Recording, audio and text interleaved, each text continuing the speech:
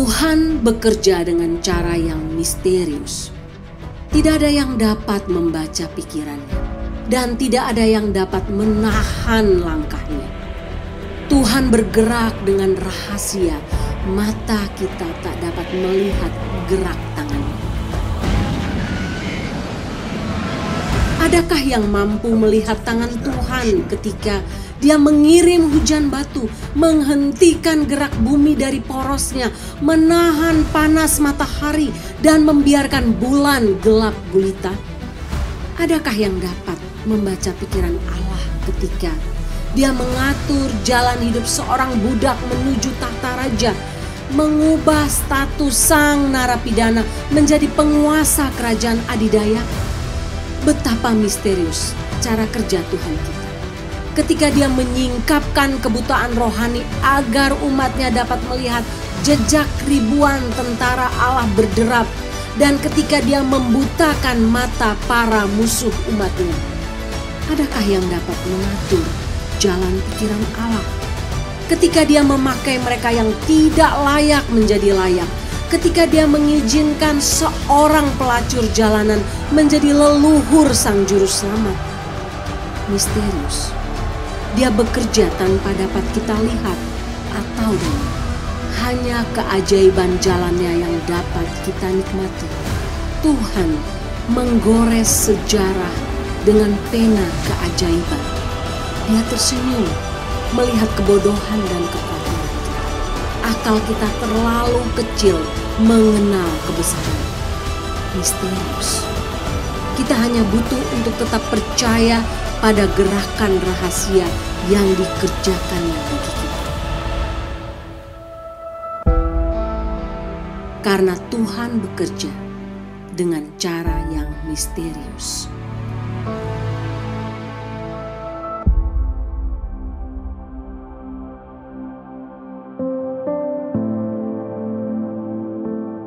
Baik Bapak Ibu, selamat hari Minggu, selamat kita ketemu lagi dalam ibadah online dari NLCC Indonesia hari ini, hari Minggu, tanggal 15 Mei 2022. Kita akan melanjutkan topik yang berikut dari tema selama bulan Mei ini, yaitu bagaimana Allah bekerja dengan cara-caranya yang sangat misterius. Dan hari ini kita akan sama-sama belajar dari kisah perjalanan hidup Yusuf. Sebelum kita memuji dan menyembah Tuhan bersama, sebelum kita mendengarkan kebenaran firman Tuhan dalam seluruh rangkaian ibadah hari ini, mari kita tundukkan kepala, kita berdoa. Tuhan, kami bersyukur dan berterima kasih karena hari ini kami ada waktu dan kesempatan lagi untuk beribadah bersama, untuk memuji dan menyembah-Mu, untuk mendengarkan kebenaran firman-Mu. Hamba berdoa kiranya melalui seluruh rangkaian ibadah NLCC Indonesia online hari ini, kami semua yang mengikuti ibadah hari ini, kami semua diberkati oleh Tuhan, kami merasakan lawatan Tuhan. Berkati semua yang akan memimpin melayani dalam ibadah hari ini, yang memimpin pujian, yang memain musik, secara khusus hamba-Mu yang akan menyampaikan kebenaran firman Tuhan. Urapi supaya kami semua bisa melayani dengan kekuatan, kesehatan, dan dengan juga urapan Tuhan. Terima kasih Tuhan. Seluruh rangkaian ibadah hari ini mulai awal, pertengahan, hingga akhirnya kami serahkan dalam tangan-Mu. Dalam nama Tuhan Yesus kami berdoa. Amin.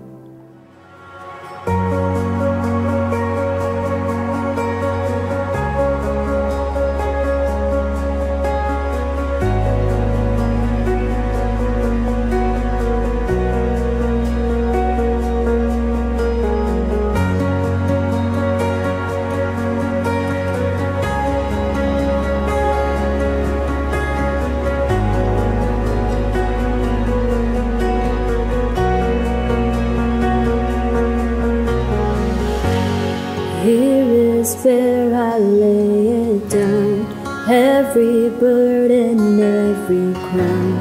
This is my surrender. This is my surrender. And here is where I lay it down, every lie and every doubt. This is my surrender. And I will make room for you to do whatever you want to do whatever you want to. I will make room for you to do whatever you want to do whatever you want to.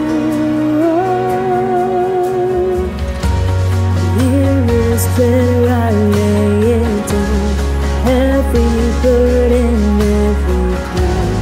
This is my surrender. This is my surrender. Here is where I lay it down, every lie and every doubt. This is my surrender, and I will make room for you to do whatever you want to do whatever you want to, and I will make room for you to do whatever you want to do whatever you want to. I will make room, I will make room for you to do whatever you want to do whatever you want to, and I will make room for you to do whatever you want to do whatever you want to.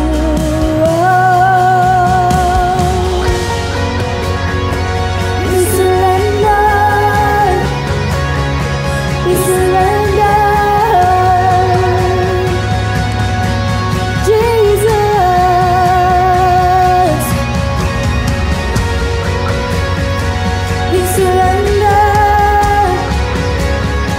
we surrender.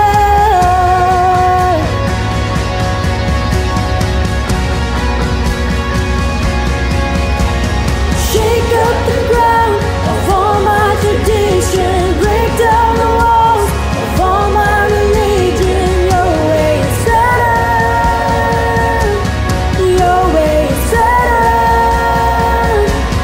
Shake up the ground of all my tradition, break down the walls of all my religion. Your way is better, your way is better. Shake up the ground of all my tradition, break down the walls of all my religion. Your way is better, your way is better. Shake up the ground of all my tradition, break down the walls of all my religion. Your way is better, your way is better, and I will make room for you to do whatever you want to do whatever you want to. I will make room for you to do whatever you want to do whatever you want to. And here is where I lay it down. You are all I'm chasing now. This is my surrender. This is my surrender. And here is where I lay it down. You are all I'm chasing now. This is my surrender. This is my surrender.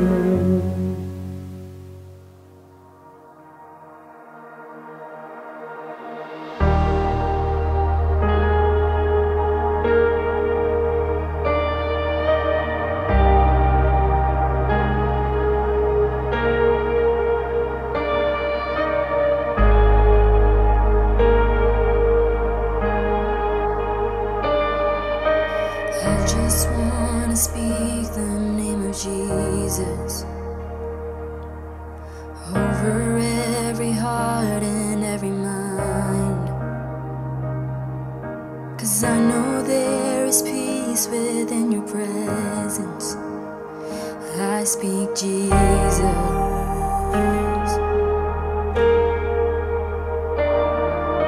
And I just wanna speak the name of Jesus. Every dark addiction starts to break, declaring there is hope and there is freedom. I speak Jesus, 'cause your name is power, your name is healing, your name is life. Break every stronghold, shine through the shadows, burn like a fire.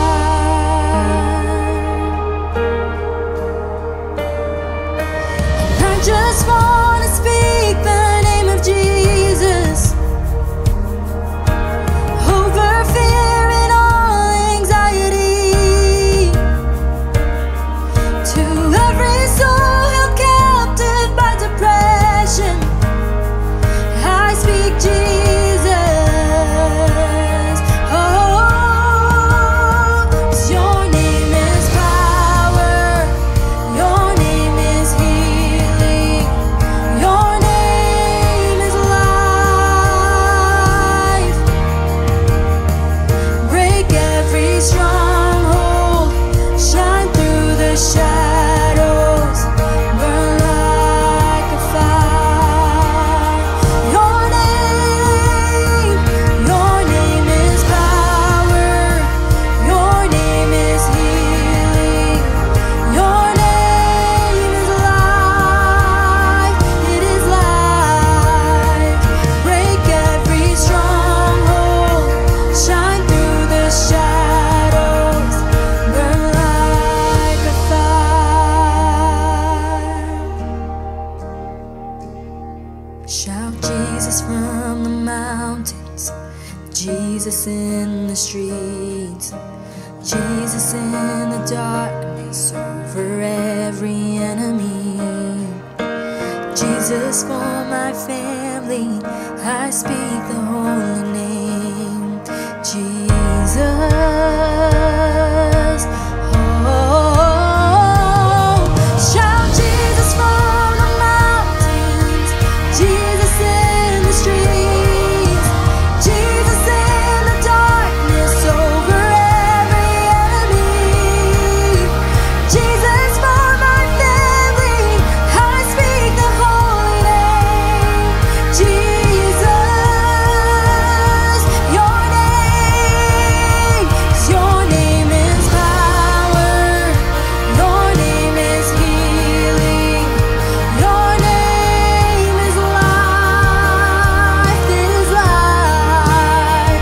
Break every stronghold, shine through the shadows, burn like a fire. So your name is power, your name is healing, your name is life. Break every stronghold, break every stronghold, shine through the shadows, burn like a fire.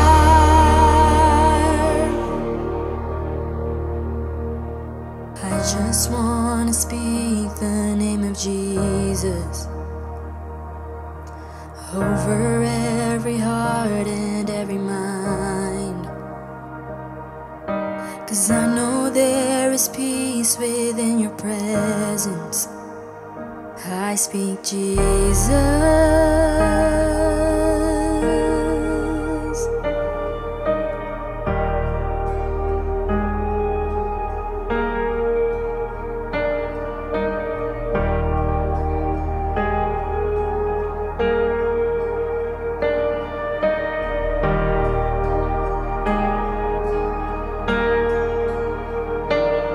Shout Jesus from the mountains, Jesus in the streets, Jesus in the darkness over every enemy, and Jesus, for my family, I speak the holy name, Jesus. Oh, shout Jesus from the mountains, and Jesus in the streets, Jesus in the darkness over every enemy, Jesus for my family, I speak the holy name, Jesus.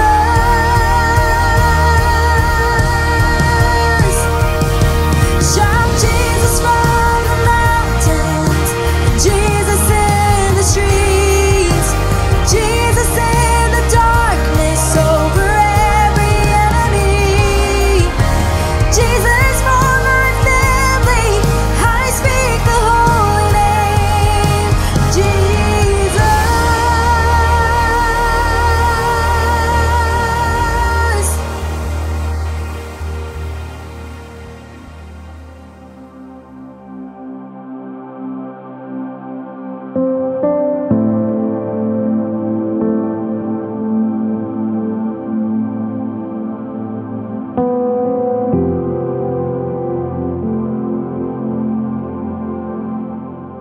Baik, Bapak Ibu, tiba waktunya atau tiba saat kita akan mendengarkan kebenaran firman Tuhan hari ini. Hari ini, hari Minggu, tanggal 15 Mei, kita akan melanjutkan topik yang kedua, sekali lagi dari seri khotbah bulan Mei, yaitu bagaimana Allah bekerja dengan caranya atau melalui caranya yang misterius. 2 minggu lalu, Ibu Sarah sudah menyampaikan tentang bagaimana Allah bekerja secara misterius melalui pelayanan Yosua, bagaimana Tuhan menghentikan matahari. Dan hari ini saya akan melanjutkan topik yang kedua. Sekali lagi kita akan sama-sama melihat bagaimana cara Allah bekerja dengan caranya yang misterius, khususnya melalui perjalanan hidup Yusuf. 2 bagian firman Tuhan dari kitab Kejadian yang akan menjadi dasar, menjadi landasan dari kebenaran firman Tuhan hari ini, yaitu Kejadian pasal 45 ayat 4 dan 5, dan juga Kejadian 50 ayat 20. Bapak Ibu bisa siapkan. Sebelum kita melihat lebih jauh, sebelum kita belajar bersama-sama bagian kebenaran firman Tuhan ini, mari kita tundukkan kepala, kita berdoa. Tuhan, sekali lagi kami mau tundukkan kepala, kami mau bersyukur, berterima kasih karena hari ini dalam ibadah hari ini secara online kami ada waktu lagi untuk belajar kebenaran firman-Mu. Hamba percaya Engkau ada di sini dalam ruangan ini di mana hamba menyampaikan firman-Mu. Engkau juga ada dan hadir di ruangan semua Bapak Ibu yang sedang mengikuti ibadah hari ini, yang sedang duduk diam untuk mendengarkan suara-Mu melalui kebenaran firman-Mu. Doa hamba, firman Tuhan, kisah hidup Yusuf yang sudah menjadi berkat buat hamba, yang akan hamba share, hamba bagikan hari ini juga menjadi berkat dan menguatkan semua Bapak Ibu, khususnya di tengah tiap-tiap pergumulan mereka masing-masing. Sehingga mereka juga bisa belajar dan melihat bahwa Allah masih terus bekerja sampai hari ini dalam hidup kami dengan cara-Mu yang ajaib, cara-Mu yang misterius. Terima kasih Tuhan, berfirmanlah, bersabdalah, karena kami sudah siap untuk mendengarkan suara-Mu. Dalam nama Tuhan Yesus kami berdoa. Amin. Baik, Bapak Ibu, mari sama-sama kita lihat beberapa bagian ayat firman Tuhan ini. Nanti kita akan lihat lagi waktu khotbah disampaikan, tapi mari sama-sama kita lihat dan saya akan baca buat Bapak Ibu. Pertama, Kejadian pasal 45 ayat 4-5. Saya yakin Bapak Ibu, kisah Yusuf ini sangat familiar bagi kita ya. Kita tahu cerita tentang Yusuf dan mungkin kita sudah sering mendengar, kita banyak membacanya. Ini satu kisah yang juga sangat terkenal sejak dalam kita di kelas-kelas Sunday School. Anak-anak kita pun masih sangat senang dengan cerita tentang Yusuf. Yang pertama, Kejadian pasal 45, 4-5. Saya bacakan buat Bapak Ibu. Demikian firman Tuhan. Lalu kata Yusuf kepada saudara-saudaranya itu, "Marilah dekat-dekat," maka mendekatlah mereka. Katanya lagi, "Akulah Yusuf, saudaramu yang kamu jual ke Mesir." Ayat 5. "Tetapi sekarang janganlah bersusah hati dan janganlah menyesali diri, karena kamu menjual aku ke sini, sebab untuk memelihara kehidupanlah Allah menyuruh aku mendahului kamu." Kita lihat Kejadian pasal 50 ayatnya yang ke-20 Bapak Ibu. Kejadian 50 ayat 20. Yusuf katakan apa? "Memang kamu telah mereka-rekakan yang jahat terhadap aku, tetapi Allah telah mereka-rekakannya untuk kebaikan dengan maksud melakukan seperti yang terjadi sekarang ini, yakni memelihara hidup suatu bangsa yang besar." Oke, Bapak Ibu, saya nggak tahu Bapak Ibu ya, tapi saya nggak tahu Bapak Ibu, apakah Bapak Ibu senang dengan membaca atau menonton kisah-kisah misteri, Bapak Ibu. Tapi saya secara pribadi, saya suka atau senang baca buku-buku tentang misteri, tentang penelitian, tentang penyelidikan hal-hal yang misterius. Tidak hanya baca buku, tapi juga nonton film. Sampai hari ini senang nonton-nonton yang berfokus tentang penelitian sesuatu atau penyelidikan hal-hal yang misterius. Ya, saya ingat sejak kecil buku-buku seperti Hardy Boys, tentang 5 sekawan, tentang buku-buku yang berbicara tentang detektif dan penelitian, Bapak Ibu, itu sudah menjadi makanan saya setiap hari. Sejak SD, mulai dari kelas 2, kelas 3, kelas 4, kelas 5, sampai kelas 6. Tiap kali saya ulang tahun, kalau ada orang yang tanya, atau papa serani saya, atau papa mama saya tanya, mau hadiah apa? Selalu saya katakan buku. Karena buku itu berseri, jadi saya selalu mau terus membaca seri dari kisah-kisah misterius tadi, Bapak Ibu. Nah, bicara soal misterius, saya nggak tahu Bapak Ibu pernah dengar tidak cerita tentang seseorang yang bernama Edward Mordrake. Edward Mordrake ini adalah seorang bangsawan Inggris pada abad ke-19 yang dikenal karena memiliki 2 wajah, Bapak Ibu. Satu wajah normal di depan, tapi Edward Mordrake ini memiliki satu wajah lagi di belakang yang boleh dikatakan menakutkan.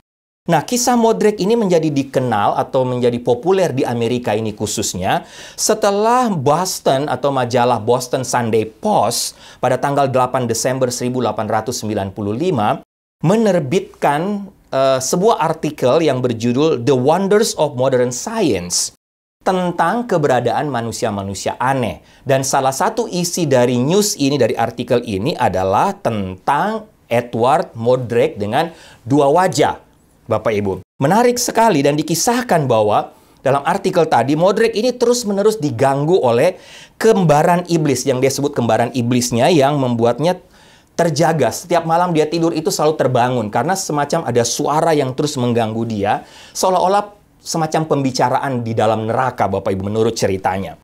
Dan bangsawan muda tadi atau Mordrake itu akhirnya diceritakan dalam kisah atau artikel tadi, dia menjadi gila akhirnya dan mengakhiri hidupnya pada usia 23 tahun. Saking mengerikan percakapan yang dia selalu dengar dari wajah yang satu, Bapak Ibu, yang menakutkan tadi setiap tidur, sampai sebelum dia meninggal dia katakan, kalau bisa kepala saya yang satu itu dihancurkan sehingga sebelum saya dimasukkan dalam kubur, supaya dia tidak mengganggu saya lagi ketika saya sudah mati, Bapak Ibu. Oke, pendek cerita, setelah Boston Sunday Post menulis artikel ini, kisah Mordrake ini menyebar di seluruh Amerika, Bapak Ibu. Banyak orang berusaha mencari tahu lebih banyak tentang Edward Mordrake, termasuk para profesional medis, para dokter, para saintis di Amerika, Bapak Ibu. Tanpa mencurigai apa-apa, Bapak Ibu. Mereka terus cari tahu, mereka meneliti dan lain sebagainya. Sampai-sampai ada 2 dokter di Amerika, Dr. George Gould dan Walter Pyle, memasukkan kisah Mordrake ini dalam buku mereka, khususnya buku medis atau buku bernuansa medis yang mereka tulis tentang Mordrake yang berwajah 2 ini. Dan buku mereka ini diterbitkan pada tahun 1896. Bapak Ibu, yang saya mau sampaikan apa, Bapak Ibu? Cerita ini sudah menyebar di seluruh Amerika, tapi ternyata diketahui akhirnya bahwa cerita ini fiksi. Ini cerita palsu. Tidak ada Edward Mordrake dengan muka yang berwajah 2 tadi. Hanya cerita palsu saja, hanya cerita yang dikarang saja oleh seorang penulis yang bernama Charles Hildreth. Nah, Charles Hildreth ini memang sering menulis kisah-kisah misterius, Bapak Ibu. Seperti kisah tentang Putri Duyung, manusia kepiting, dan lain sebagainya. Termasuk tentang Edward Mordrake yang berwajah 2 ini. Tapi ternyata itu semua fiksi, semua cerita palsu. Bapak Ibu, semua orang Amerika, termasuk para profesional medis, para sains, sampai menulis buku, ternyata mereka telah dikelabuhi, Bapak Ibu. Walaupun akhirnya secara medis ditemukan bahwa dalam dunia medis ada yang namanya istilahnya duplikasi craniofacial yang terjadi dalam manusia-manusia tertentu walaupun langka akibat dari ekspresi protein yang tidak normal. Bapak Ibu, tapi yang intinya cerita yang misterius tadi telah mengelabui orang di Amerika, khususnya tentang Edward Mordrake yang berwajah 2. Nah, Bapak Ibu, bicara soal hal-hal yang misterius, seperti saya katakan tadi, saya nggak tahu Bapak Ibu, mungkin banyak di antara Bapak Ibu juga yang senang sekali kalau menonton atau membaca buku yang menantang kita untuk mencari data, mengumpulkan kepingan-kepingan peristiwa, waktu, tempat, profil orang-orang tertentu sampai kita bisa mendapatkan kebenaran secara menyeluruh. Ya, kita senang baca, nonton cerita-cerita yang misterius. Tapi pertanyaannya, senang nggak kita, atau Bapak Ibu senang nggak atau suka nggak ketika kita sendiri yang menemukan diri kita berada dalam satu situasi yang misterius? Saya rasa ini lain cerita Bapak Ibu. Lain cerita kalau kita menemukan diri kita yang berada dalam situasi yang penuh misteri. Ketika peristiwa demi peristiwa terjadi tanpa dapat kita ungkapkan. Atau bahkan kita tidak bisa kendalikan. Oke, kita tahu bahwa Tuhan sedang bekerja dengan cara yang penuh rahasia dan misterius. Kita tahu itu. Misalnya, kita tahu kebenaran itu. Tapi saya yakin kita tidak suka berada dalam situasi yang kita tidak tahu apa yang akan terjadi di depan. Hal ini kadang-kadang tidak hanya membingungkan menurut saya, tapi juga menakutkan. Ya, Bapak Ibu, sekali lagi, tidak ada di antara kita yang suka berada di tengah situasi seperti ini. Kita tidak tahu apa yang akan terjadi dalam hidup saya, Bapak Ibu. Bicara tentang kehidupan, pasti akan muncul banyak pertanyaan. Benar Bapak Ibu? Banyak yang terjadi dalam hidup ini yang sepertinya tidak masuk akal. Ada banyak mungkin jutaan pertanyaan yang mungkin setiap saat kita ajukan kepada Tuhan, kita tidak pernah mendapatkan jawabannya. Kenapa Bapak Ibu? Yang pasti satu hal, Bapak Ibu dan saya, kita semua ini manusia terbatas. Kita ini hanya debu dan abu. Kita harus ingat itu. Siapa yang bisa mengetahui hari esok? Demikian juga dengan masa depan kita. Kehidupan kita, kehidupan Bapak Ibu dan saya, kehidupan kita semua manusia cepat berlalu, seperti bayangan. Jalan Tuhan, Bapak Ibu, menurut saya memang sulit dipahami. Tapi bukan karena Tuhan sedang menyembunyikan sesuatu. Bukan karena Tuhan sedang menyembunyikan satu rahasia dari kita, dari Bapak Ibu dan saya. Tapi karena memang keterbatasan kita. Kita ini manusia yang terbatas. Apalagi ketika kita mau mencoba untuk mengerti kebesaran Tuhan, Bapak Ibu. Siapakah kita? Sehingga ketika Bapak Ibu dan saya masuk atau mengalami masa-masa yang sulit, atau kita sedang hidup dalam satu situasi yang penuh misteri, yang sulit kita pahami, bukan karena Tuhan jahat, bukan karena Tuhan sedang menyembunyikan sesuatu, bukan karena Tuhan sedang bermain-main dengan Bapak Ibu dan saya. Tapi karena memang kita terbatas. Kita terbatas untuk mengetahui dan melihat rencana, rancangan Tuhan yang sangat agung itu. Bapak Ibu ingat, Alkitab kita ini memberi banyak kisah bagaimana Allah bekerja dengan cara yang misterius. Banyak sekali. Mulai dari kisah Abram mempersembahkan anaknya Ishak, Bapak Ibu, termasuk kisah Ehud yang Bapak Ibu tahu, kisah seorang laki-laki pria dengan tangan kanan yang rusak, yang cacat, yang dipakai untuk membunuh Raja Eglon. Bapak Ibu, dan dipakai untuk membebaskan Israel. Kisah Tuhan memberhentikan matahari dan bulan yang sudah disampaikan 2 minggu lalu oleh Bu Sarah. Termasuk karya salib, bagaimana Tuhan Yesus mati di atas kayu salib, kemudian hari ketiga bangkit dari antara orang mati. Bapak Ibu, terbelahnya laut Teberau dan lain sebagainya. Ya, air menjadi anggur, terlalu banyak kisah dalam Alkitab yang kalau kita mau lihat Bapak Ibu penuh misteri. Sekali lagi, kenapa misteri? Kita terbatas. Kita bersyukur Bapak Ibu, karena kita dapat melihat peristiwa-peristiwa ini dalam Alkitab, dan kita bisa melihat dari sudut pandang yang berbeda, karena kita bisa melihat seluruh kisah dari awal sampai akhir dan melihat bagaimana Tuhan bekerja.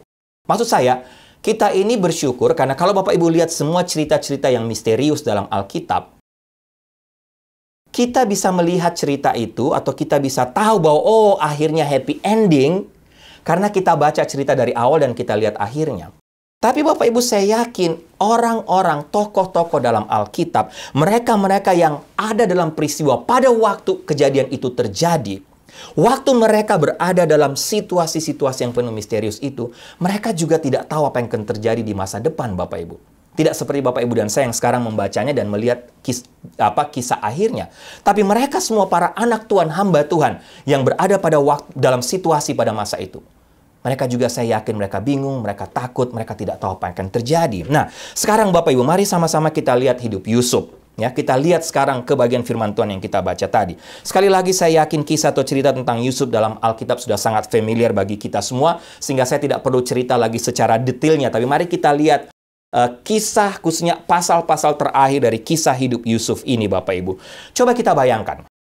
Bapak Ibu, saya beri waktu untuk mengingat lagi cerita Yusuf. Ya, baik anak-anak yang mendengar, anak-anak teenager, Bapak Ibu yang tahu cerita dari Sunday School, atau Bapak Ibu yang sudah tahu kisah Yusuf ini. Coba Bapak Ibu bisa bayangkan ya, kita sama-sama coba membayangkan lagi sekali lagi. Betapa kecewanya Yusuf ketika dia dijual sebagai budak oleh saudara-saudaranya. Bahkan mau dibunuh oleh saudara-saudaranya karena mereka iri terhadap Yusuf. Dan kemudian mereka putuskan menjual dia sebagai budak, Bapak Ibu. Kemudian Bapak bisa bayangkan bagaimana hidup Yusuf ketika dia dituduh secara kejam melakukan pemerkosaan terhadap istri tuannya, istri Potifar. Bagaimana waktu dia dipenjarakan sebelum Tuhan memang membawa dia kepada mimpi yang akhirnya menjadi kenyataan. Kita tahu cerita ini dalam Kejadian pasal 37 sampai pasal 50. Tapi Bapak Ibu, menurut saya kehidupan Yusuf ini merupakan contoh terbaik bagaimana Tuhan bekerja dengan caranya yang sangat misterius. Itulah sebabnya dalam Kejadian pasal 45 ayat 4 sampai 5 tadi dan Kejadian 50 ayat 20, sekali lagi saya mau Bapak Ibu lihat ayat bagian firman Tuhan ini. Yusuf berkata apa? Yusuf berkata apa kepada saudara-saudaranya? Kejadian 45 ayat 4 sampai 5. Lalu kata Yusuf kepada saudara-saudaranya itu, "Marilah dekat-dekat, maka mendekatlah mereka. Katanya lagi, akulah Yusuf saudaramu yang kamu jual ke Mesir. Tetapi sekarang janganlah bersusah hati dan janganlah menyesali diri karena kamu menjual aku ke sini. Jangan menyesal, sebab untuk memelihara kehidupanlah Allah menyuruh aku mendahului kamu." Lihat Kejadian 50 ayat 20. "Memang kamu telah mereka-rekakan yang jahat terhadap aku," kata Yusuf, "tetapi Allah telah mereka-rekakannya untuk kebaikan dengan maksud melakukan seperti yang terjadi sekarang ini, yakni memelihara hidup suatu bangsa yang besar." Bapak Ibu, intinya bahwa Tuhan mengizinkan semua ini terjadi dalam hidup Yusuf dalam konteks ini untuk atau demi menyelamatkan bangsa pilihan Tuhan seperti yang dinubuatkan dalam Kejadian pasal 15 ayat 13 sampai 14. Bapak Ibu bisa baca ayat bagian firman Tuhan ini, Kejadian 15 ayat 13 sampai 14. Saya yakin Bapak Ibu ada begitu banyak peristiwa, sekali lagi, yang Bapak Ibu dan saya alami dalam hidup kita masing-masing, di mana pada saat bersamaan, kita juga bisa melihat bagaimana Tuhan bekerja dengan caranya yang misterius. Oleh karena itu, pagi ini atau hari ini saya ingin berbagi kepada kita semua, kepada Bapak Ibu, apa yang saya dapatkan dari kisah hidup Yusuf. Ada paling tidak 3 kebenaran yang ingin saya share kepada kita, khususnya tentang bagaimana Allah bekerja, khususnya dengan caranya yang penuh misterius itu. Melalui hidup Yusuf tentunya, yang dapat membantu kita melihat bersama bagaimana Tuhan yang sama dalam kisah Yusuf ribuan tahun lalu, itu juga masih dan sedang bekerja dalam hidup kita sekarang. Mari kita lihat sama-sama Bapak Ibu. Yang pertama yang saya belajar, yang saya lihat, Allah itu bekerja dengan misterius, dengan cara apa? Dengan cara mendemonstrasikan keajaiban kuasanya. Bagaimana cara Allah mendemonstrasikan kuasanya dalam kisah hidup Yusuf? Saya lihat terlihat dalam 2 kondisi Bapak Ibu. Yang pertama melalui rasa sakit dan kesedihan, yang bagi saya ketika pertama kali dialami penuh misteri. Sehingga boleh saya katakan Allah menyatakan atau Allah bekerja dengan caranya yang misterius ketika dia mendemonstrasikan kuasanya ketika kita mengalami rasa sakit dan kepedihan, dan bagi kita rasa sakit dan kesedihan itu adalah sebuah misteri. Itu yang terjadi pada hidup Yusuf ya Bapak Ibu. Saya kira salah satu misteri terbesar tentang Tuhan adalah bahwa dia sering bekerja melalui rasa sakit dan kesedihan. Namun saya tahu ini bertentangan dengan apa yang kita percaya tentang Tuhan. Kita percaya Bapak Ibu ada semacam konsep yang salah menurut saya, yang tidak alkitabiah, yaitu apa? Bahwa anak-anak Tuhan itu harusnya selalu kebal dari rasa sakit. Ketika saya menjadi Kristen, saya terima Tuhan Yesus sebagai Tuhan dan Juru Selamat, saya harusnya tidak mengalami rasa sakit dan kesedihan. Saya bebas dari rasa sakit. Bapak punya konsep yang salah. Karena jelas Alkitab menuliskan atau mencatat berulang kali, mengajarkan kepada kita bahwa penderitaan kadang atau seringkali bahkan merupakan bagian dari kehendak Tuhan untuk menempa, membentuk, dan memurnikan iman Bapak, Ibu, dan saya. Jangan lupa, prinsip Alkitab yang benar adalah kebangkitan dan kemenangan selalu diawali dengan salib. Selalu diawali dengan penderitaan. Coba Bapak Ibu pelajari kehidupan orang-orang yang sukses secara rohani. Bapak-bapak rohani kita. Yang hidupnya dipakai Tuhan secara luar biasa. Yang memiliki kemapanan iman yang sangat luar biasa. Lihat hidup mereka. Hidup dan keberhasilan mereka, saya rasa Bapak Ibu, saya yakin Bapak Ibu bisa lihat, tidak bisa dilepaskan dari berbagai kemelut dan penderitaan hidup yang mereka alami. Yang mereka alami sebelumnya. Yang telah mengasah dan memurnikan karakter dan iman mereka. Walaupun pada saat mereka mengalami, mereka mungkin juga bertanya kepada Tuhan. Tapi itulah waktu di mana Tuhan mengasah dan membentuk mereka, Bapak Ibu. Coba lihat hidup kita. Bukankah sering kali Bapak Ibu dan saya, kita menemukan diri kita terasa lebih dekat dengan Tuhan ketika kita sedang mengalami kesedihan dan penderitaan? Betul Bapak Ibu? Ketika happy, ketika kita punya semua, kita punya uang, semua seolah-olah berjalan lancar, apakah kita dekat dengan Tuhan? Kalau mau jujur tidak Bapak Ibu, kita justru dekat dengan Tuhan ketika kita berada dalam masa-masa susah. Demikian juga Yusuf, dalam perjalanan hidupnya, dia mengalami banyak penderitaan dan rasa sakit yang sangat-sangat luar biasa. Bapak Ibu bisa lihat dalam Kejadian 40 ayat 14-15, melalui kata-kata Yusuf kepada juru minuman Firaun. Ketika Yusuf berhasil menerjemahkan mimpinya ketika mereka bersama-sama dalam penjara. Apa yang Yusuf katakan? Tetapi ingatlah kepadaku, apabila keadaanmu telah baik nanti, tunjukkanlah terima kasihmu kepadaku dengan menceritakan hal ihwalku kepada Firaun. Dan tolonglah keluarkan aku dari rumah ini. Bapak Ibu ayat 15, apa yang Yusuf katakan sebagai ungkapan hati? Sebab aku diculik begitu saja dari negeri orang Ibrani. Dan di sini pun aku tidak pernah melakukan apa-apa yang menyebabkan aku layak dimasukkan ke dalam liang tutupan ini atau ke dalam penjara ini. Dengan kata lain dia katakan, lihat aku diculik, aku dicuri. Lihat hidup Yusuf. Kemudian sampai di sini aku pun difitnah. Bapak Ibu, Yusuf bukan tidak peduli dengan penderitaannya, rasa sakit itu sangat mempengaruhi dia. Ya. Perhatikan sekali lagi kata-kata Yusuf. Diculik dari tanah bangsaku, artinya dia hidupnya diambil dengan paksa dari ayahnya yang penuh kasih. Aku juga dihianati oleh saudara-saudaraku sendiri. Aku difitnah oleh istri tuanku Potifar. Aku dilupakan oleh orang-orang yang telah aku bantu. Aku dijual secara brutal sebagai budak. Bapak Ibu, itulah kepedihan Yusuf. Tapi Bapak Ibu, perhatikan dan Bapak Ibu lihat, saya pelajar satu hal. Justru di tengah kesakitan, kepedihan yang Yusuf alami itu ada satu misteri yang sedang Allah sedang bekerja di situ. Dan Bapak Ibu lihat Kejadian 41 ayat 1. Setelah lewat 2 tahun lamanya bermimpilah Firaun. Bapak Ibu lihat bahwa ia berdiri di tepi sungai Nil. Nah, Yusuf dalam situasi ini tidak segera dibebaskan dari penjara. Seolah-olah dia dilupakan. Dia harus menunggu 2 tahun. Kenapa Bapak Ibu? Karena selain memang Tuhan sedang membentuk dia dalam misteri rasa sakit yang dialami. Tapi Tuhan punya tujuan akhir. Tuhan punya maksud dalam semua rasa pedih dan kesedihan Yusuf. Sehingga kondisi yang kedua yang saya lihat dalam kisah Yusufnya dalam bagian pertama, bagaimana Allah mendemonstrasikan kuasanya melalui rasa sakit, tapi juga melalui hasil yang dialami setelah rasa sakit itu. Benar Bapak Ibu, seringkali ketika kita mengalami rasa sakit dan kesedihan, pertanyaan yang muncul adalah, mengapa Tuhan? Mengapa Tuhan membiarkan hal ini terjadi? Mengapa Tuhan izinkan? Apakah ada hal yang baik Tuhan dari penderitaan yang saya alami sekarang? Yang pasti Bapak Ibu ingat, dalam setiap misteri rasa sakit, dalam setiap misteri kesedihan, ada tujuan Tuhan di dalamnya. Saya yakin dalam melewati masa-masa penderitaan ini Bapak Ibu, paling tidak Yusuf mengalami 4 tahap kehidupan. Yang pertama, dia mungkin bersuka cita ketika dia menceritakan kepada juru minuman Firaun. Waktu dia ceritakan mimpinya, dia mungkin happy. Wah, pasti tidak lama lagi saya akan bebas. Tapi Bapak Ibu, setelah dia menunggu lama, ternyata dia rasa, oh, saya dilupakan. Bisa jadi Yusuf mengalami hal yang kedua, dia rasa benci.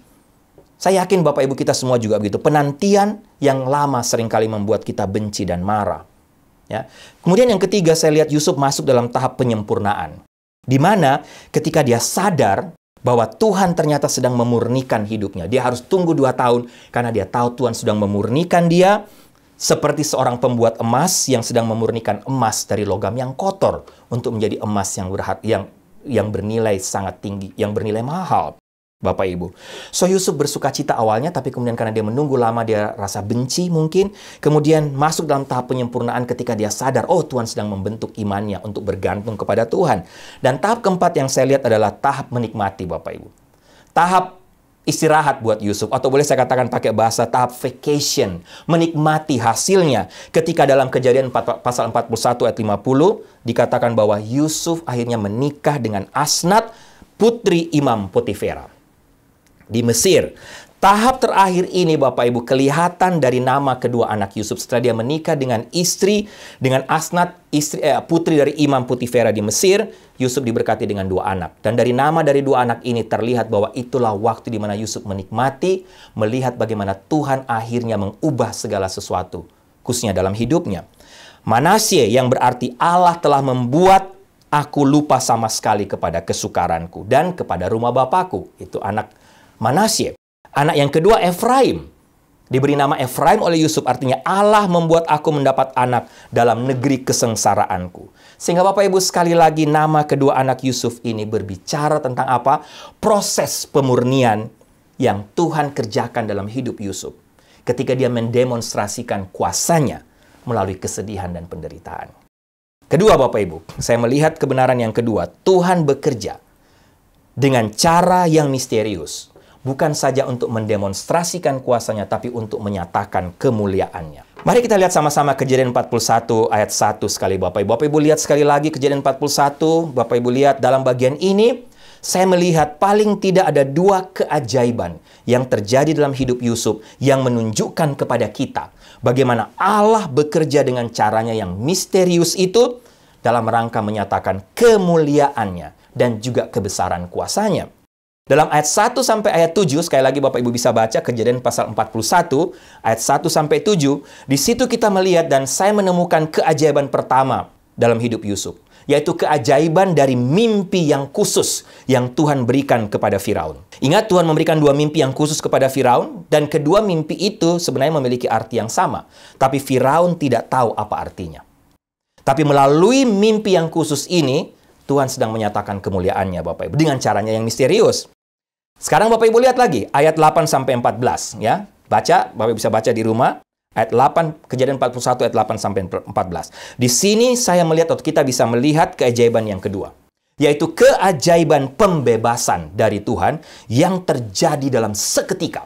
Untuk menyatakan kemuliaannya, keajaiban pertama Tuhan berikan mimpi khusus melalui Firaun. Cara yang kedua untuk menyatakan kemuliaannya, Tuhan membuat semacam pembebasan dalam hidup Yusuf yang terjadi seketika. Bapak Ibu, jangan lupa sekali lagi, terkadang atau seringkali Tuhan bekerja dengan caranya yang misterius dalam hidup kita, bukan supaya kita dipuji. Makanya Tuhan butuh waktu memproses kita. Karena bukan untuk kita. Bukan supaya Bapak Ibu dan saya kita dipuji. Bukan kita yang menjadi pusat dari kisah keajaiban yang Tuhan sedang kerjakan. Tapi supaya apa? Nama Tuhan ditinggikan. Nama Tuhan saja yang dimuliakan. Yang dipuji dan dimuliakan hanyalah Tuhan yang sedang bekerja dalam hidup kita dengan caranya yang misterius. Bukan kita, bukan Bapak Ibu dan saya. Saya nggak tahu Bapak Ibu, pernah Bapak Ibu mengalami hal seperti yang Yusuf alami?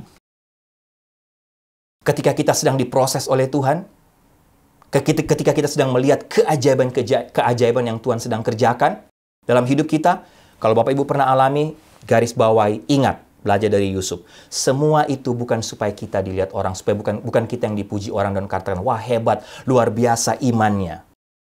Ini anak Tuhan yang sungguh-sungguh. Jangan lupa Bapak Ibu, jangan pernah sekali-sekali mencuri kemuliaan Tuhan.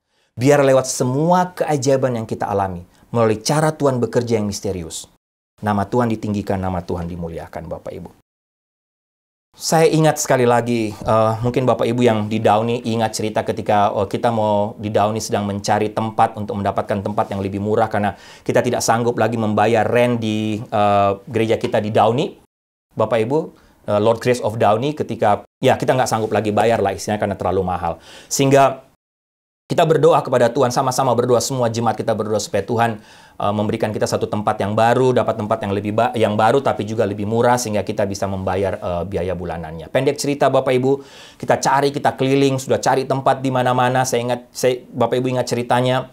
Sampai terakhir kita juga coba ke Cottonwood, mereka sudah bilang iya, oh boleh terima di sini, tapi pendek cerita akhirnya batal, dikasih harga yang mahal dan dikasih tempat yang sangat kecil. Kemudian kita dapat satu tempat Bapak Ibu.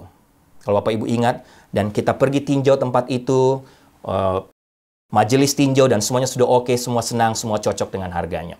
Dan kita putuskan untuk 1 kali hari Minggu setelah kebaktian kita mau sama-sama sebelum kebaktian kita mau sama-sama melihat tempat itu bersama dengan seluruh jemaat sebelum kita putuskan, sebelum kita final. Bapak Ibu ingat ceritanya, malam sebelumnya Ibu Sarah dapat mimpi. Mimpi Ibu Sarah katakan jelas. Kita datang ke tempat itu, kemudian mereka katakan apa? Oh, kalian tidak boleh pakai ini, kalian tidak boleh pakai ini. Kalian hanya bisa di sini dan lain sebagainya. Sangat detail saya ingat mimpi Ibu Sarah waktu itu. Padahal sebelumnya mereka katakan, oh boleh pakai ini, boleh pakai, semua kalian boleh pakai. Pendek cerita Bapak Ibu yang di Dauni ingat. Kita datang berkunjung seluruh jemaat. Ternyata persis terjadi seperti yang Bu Sarah mimpikan. Kita ketemu, semuanya berubah. Pemimpin atau pengurus gereja itu katakan, kalian tidak boleh pakai ini, tidak boleh pakai ini, tidak boleh pakai itu. Persis seperti yang Bu Sarah mimpikan malam sebelumnya. Dan Bapak Ibu akhirnya kita batal. Betul? Kita cancel, kita pulang, kita semua nggak sejahtera, kita datang ke gereja, kita katakan kita nggak jadi pakai tempat itu. Waktu kita membatalkan pakai tempat itu, tiba-tiba kok gereja di Dauni yang kita rent saat itu panggil saya dan Ibu Sarah. Mereka baru saja meeting.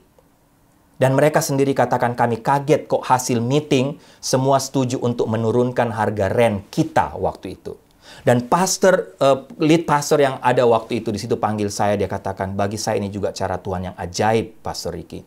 Kami tidak menyangka sama sekali rapat semua memutuskan untuk menurunkan rent. Karena memang sebelumnya kenapa kita mau cari rent yang lebih murah, karena kita sudah diskusi sama mereka dan mereka katakan tidak mungkin untuk menurunkan harga karena mereka juga sedang membutuhkan. Tapi Bapak Ibu, sekali lagi, lihat, Tuhan bekerja lewat mimpi yang khusus, tapi untuk siapa? Bukan kita yang dimuliakan. Bukan saya, bukan Bu Sarah, bukan kita majelis Dauni pada waktu, tapi Tuhan yang sedang bekerja mengingatkan kita melalui mimpi itu, tapi supaya nama Tuhan dipermuliakan. Yang ketiga, yang terakhir, Bapak Ibu. Ya, Bapak Ibu, Tuhan bekerja dengan caranya yang misterius, dengan cara mendemonstrasikan kuasanya. Yang kedua, Tuhan bekerja dengan caranya yang misterius untuk menyatakan kemuliaannya. Dan yang terakhir, poin yang ketiga yang saya pelajari, Tuhan bekerja dengan cara yang luar biasa. Untuk apa? Untuk menyatakan kehendaknya. Untuk mewujudkan kehendaknya. Dalam Kejadian pasal 41 ayat 15-36, Bapak Ibu bisa baca sekali lagi kisah Yusuf ini. Bapak Ibu bisa baca, kita melihat bagaimana Yusuf diberi karunia oleh Tuhan dengan begitu luar biasa. Sehingga Yusuf mampu untuk menafsirkan mimpi Raja Firaun. Ingat, jangan lupa, Mesir adalah negara yang terkenal dengan ahli nujumnya. Yang semua mereka mampu untuk membaca masa depan, mengartikan mimpi dan sebagainya. Tapi semua ahli mimpi di negeri itu, anehnya pada waktu itu, tidak mampu mengartikan mimpi Firaun. Mereka semua ahli mimpi, ahli nujum.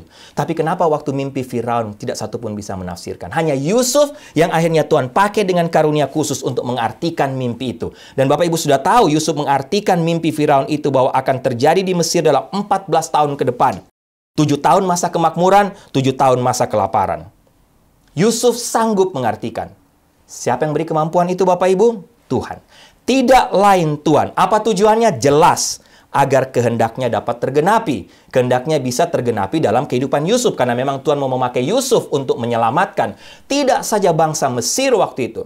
Tapi juga menyelamatkan keluarganya. Menyelamatkan banyak orang. Menyelamatkan bangsa-bangsa lain. Ketika dunia pada saat itu dilanda dengan kelaparan yang sangat luar biasa. Dan Bapak Ibu dalam Kejadian pasal 3, dalam ayat 37-44 dalam Kejadian pasal 41. Firaun sendiri mengakui bahwa kemampuan Yusuf adalah kemampuan yang didapat dari Roh Allah saja. Lihat ayat 38-39. Lalu berkatalah Firaun kepada para pegawainya, mungkinkah kita mendapat orang seperti ini? Seorang yang penuh dengan Roh Allah. Bahkan Firaun lanjutkan kepada Yusuf, oleh karena Allah telah memberitahukan semuanya ini kepadamu, tidaklah ada orang yang demikian berakal budi dan bijaksana seperti engkau. Bapak Ibu, sekali lagi, apa tujuan Allah?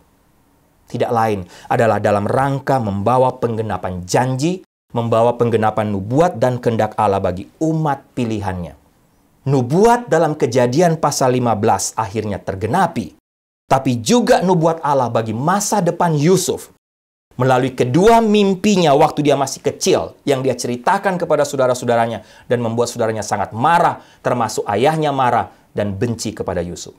Tapi Tuhan membuktikan bahwa mimpi Yusuf itu benar-benar terjadi. Sehingga Bapak Ibu sekali lagi mengakhiri khotbah ini, mari kita renungkan bagaimana dengan pengalaman kita, pengalaman Bapak Ibu dan saya, pengalaman kita sendiri. Bapak Ibu, mari kita lihat sama-sama. Mungkin Bapak Ibu sering kali mengalami keajaiban-keajaiban Tuhan, bagaimana Tuhan sedang bekerja dengan caranya yang misterius.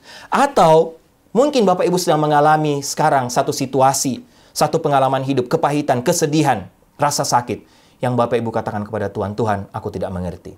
Apa maksud-Mu? Bapak Ibu, doa saya kiranya melalui kebenaran firman Tuhan hari ini, melalui kisah hidup Yusuf, membawa Bapak Ibu untuk berdiam diri sejenak dan mengingat. Oh, mungkin inilah waktu di mana memang Tuhan sedang membentuk saya. Tuhan sedang bekerja dalam hidup saya. Dalam rangka membentuk, tidak saja membentuk, tapi menggenapi rencananya dalam hidup kita. Kita tidak mengerti sekarang mungkin. Tapi nanti akhirnya kita melihat bahwa memang Tuhan punya rencana dalam hidup Bapak Ibu.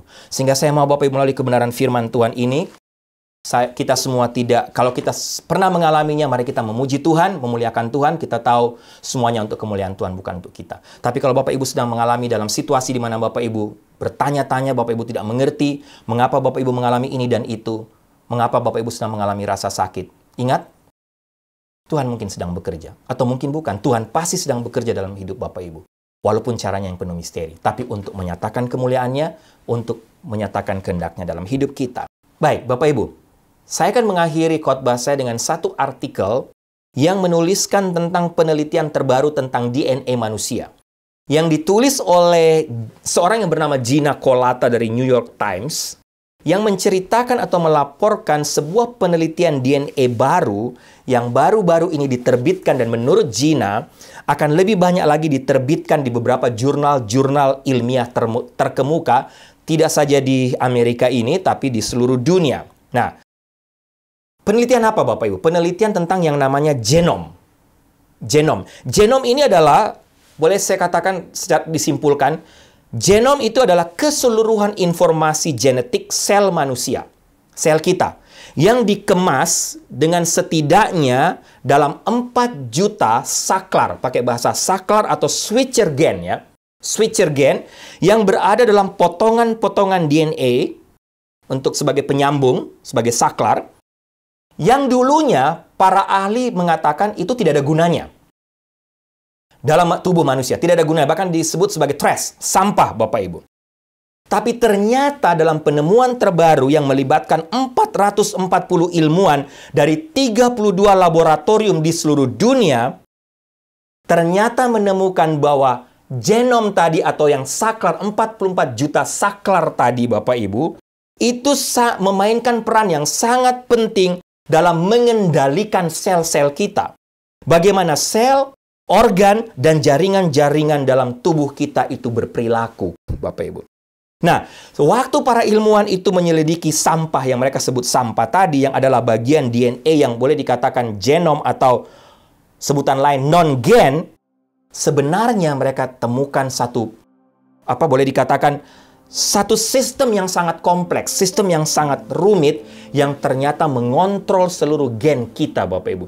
Jadi yang mereka anggap sampah dulu, yang dulu mereka anggap sampah itu, yang mereka temukan justru sebaliknya. Justru dalam 44 juta saklar inilah ada semacam instruksi dalam menghasilkan protein dalam tubuh manusia, Bapak Ibu. Sehingga setidaknya 80% DNA ini, 44 juta tadi, benar-benar aktif dalam tubuh kita dan sangat dibutuhkan, Bapak Ibu. Sangat-sangat dibutuhkan. Kalau tidak ada itu, Bapak Ibu, atau itu switcher tadi salah, itulah yang bisa menentukan sakit tidaknya kita. Itulah yang mengontrol sirkulasi darah dan juga semua organ-organ tubuh kita. Bapak Ibu bisa bayangkan apa yang kita dapatkan dari penelitian terbaru ini, yang tadinya dianggap sampah, ternyata memegang peran sangat penting dalam mengontrol protein yang nantinya akan menentukan sakit tidaknya manusia, Bapak Ibu. Apa yang kita pelajari, atau paling tidak apa yang saya pelajari, Bapak Ibu, sebagai akhir dari khotbah ini. Ingat, Tuhan kita tidak pernah menciptakan sampah dalam seluruh koneksitas tubuh kita, koneksitas gen atau darah kita, darah manusia. Menurut saya betapa sombongnya kita untuk pernah berpikir bahwa 4 juta saklar, 4 juta switcher yang menyebabkan pergantian gen yang sangat misterius itu adalah sampah. Persoalannya hanya satu, karena memang kita belum memahami arti dan tujuannya. Tapi saya yakin ketika Tuhan menciptakan manusia kita, tubuh kita, termasuk ketika Tuhan menciptakan genom tadi. Karena Tuhan sudah tahu itu tujuannya untuk apa. Tuhan menciptakan dengan cara yang spesifik, khusus, untuk memegang atau mengontrol seluruh sirkulasi dalam hidup kita. Sekali lagi Bapak Ibu, itulah Tuhan. Dia bekerja dengan cara yang misterius. Kadang-kadang kita terlalu cepat mengambil keputusan, mengambil kesimpulan. Kita pikir Tuhan salah dalam bekerja. Seperti para ahli tadi, mereka cepat mengatakan bahwa ternyata, genom itu sampah, tidak ada gunanya. Ternyata justru punya sistem yang sangat rumit, kompleks. Tapi itulah pengontrol dari seluruh jalannya sel, darah, dan semua organ tubuh kita. Sehingga Bapak Ibu, ingat, Allah selalu bekerja atau banyak kali bekerja dengan cara yang misterius. Jangan terlalu cepat membuat kesimpulan. Dan jangan terlalu cepat menjadi sombong dan mengatakan Allah salah dalam bekerja dalam hidup kita. Ingat, Allah punya rencana. Allah punya tujuan. Doa saya, kisah Yusuf ini sekali lagi menjadi berkat, menguatkan kita semua. Ketika kita tidak dapat melihat gerak tangan Tuhan, kita tidak bisa melihat apa yang sedang Dia kerjakan dalam hidup kita. Harusnya Bapak, Ibu, dan saya mempercayai, justru makin mempercayai siapa Tuhan dengan hati dan dengan iman kita kepada Dia.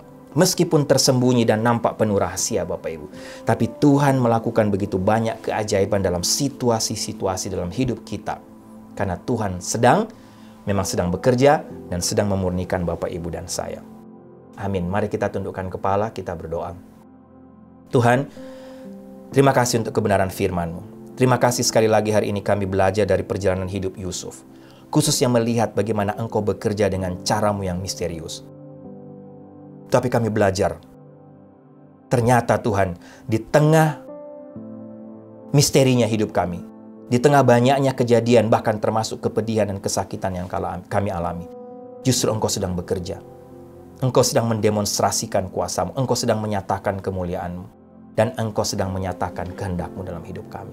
Terima kasih Tuhan. Hamba berdoa firman Tuhan sudah menjadi berkat buat hamba, yang sudah hamba share, juga menjadi menguatkan semua Bapak Ibu yang mendengarkan kebenaran firman Tuhan hari ini. Terima kasih Tuhan untuk firman-Mu, untuk suara-Mu. Kami mengembalikan segala pujian, hormat, kemuliaan hanya bagi Engkau. Dalam nama Tuhan Yesus kami berdoa. Amin.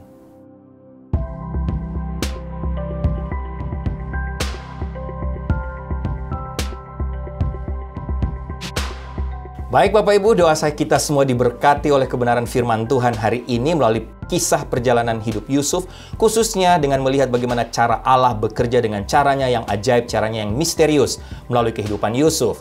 Tidak hanya melalui firman Tuhan, tapi doa saya melalui seluruh rangkaian ibadah hari ini. Bapak Ibu semua, kita semua diberkati oleh Tuhan dan merasakan kehadiran Tuhan. Baik, sebelum saya tutup dalam doa berkat, ada beberapa pengumuman. Yang pertama, selamat ulang tahun untuk yang berulang tahun minggu ini, tanggal 10 Mei. Selamat ulang tahun untuk Michael Manuhutu. Tuhan kiranya berkati Michael selalu. Tuhan berikan terus kekuatan, kesehatan, umur panjang, dan memakai terus Michael lebih luas lagi dengan tiap-tiap karunia talenta yang Tuhan berikan. Yang berikut Bapak Ibu terus berdoa untuk retreat dari NLCC Indonesia akan kita adakan tanggal 5 sampai 7 Agustus nanti. Bapak Ibu berdoa, saya dan Ibu Sarah terus berdoa supaya kita semua bisa hadir mengikuti retreat tahun ini lagi dan kita semua bisa merasakan berkat Tuhan, diberikan kekuatan baru lagi oleh Tuhan. Sesuai dengan tema retreat tahun ini, Recharge, baterai rohani kita semua diperbaharui lagi oleh Tuhan. Jemaat yang kekasih, tundukkanlah kepalamu, arahkanlah hatimu kepada Tuhan, dan terimalah berkat Tuhan. Anugerah keselamatan dari Tuhan Yesus Kristus, kasih sayang yang tidak berkesudahan dari Allah Bapa, serta penyertaan dari Roh-Nya yang kudus, kiranya menyertai engkau sekalian mulai hari ini sampai Maranatha Tuhan Yesus datang kembali. Haleluya. Amin. You are here, touching every heart. I worship you. I worship you. You are here, healing every heart. I worship you. I worship you.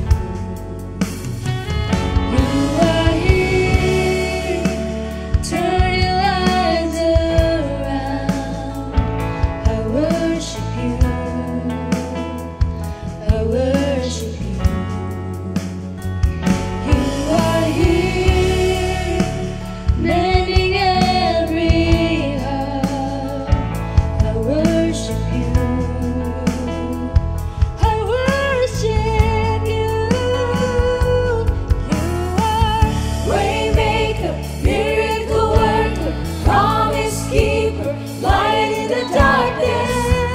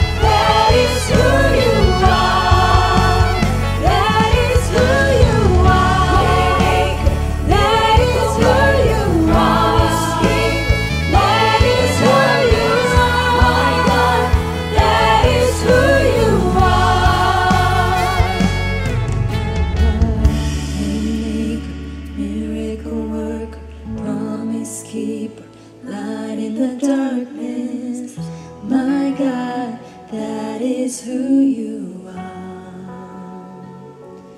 You are waymaker, miracle worker, promise keeper, light in the darkness.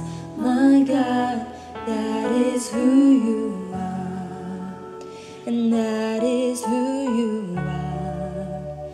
That is who you are. That is who you are.